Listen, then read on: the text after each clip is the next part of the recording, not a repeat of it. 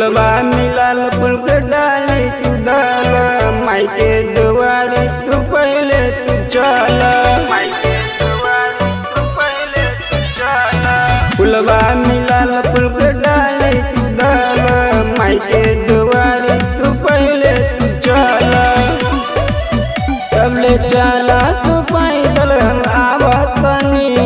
DJ विकास जानतानी जीजा रउआ काहे ला बोलाइले पाटना के मेलावा में काहे ना घुमाइले पाटना के मेलावा में काहे ना घुमाइले डीजे विकास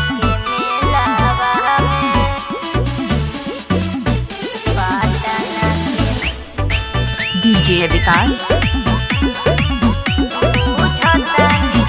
बुझतनी सगरो बतिया दोसरा से सेटिंग बा हमारा दीदिया में ताव कौन लेकिन बा बोला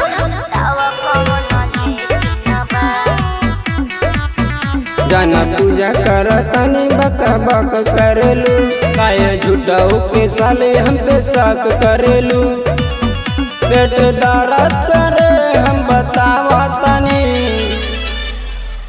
जानतानी जीजा रउआ काहे ला बोलाइले पाटना के मेलावा में काहे ना घुमाइले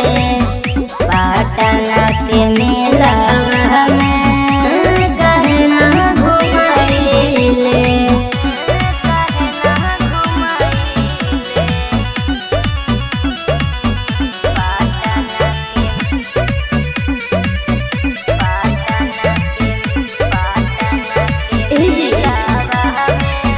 करब का बच्चा के जीजा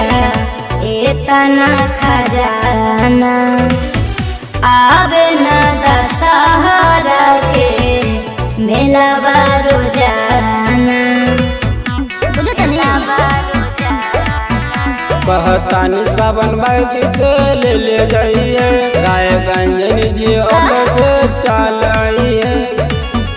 बुझा बात हम जवन समझावतनी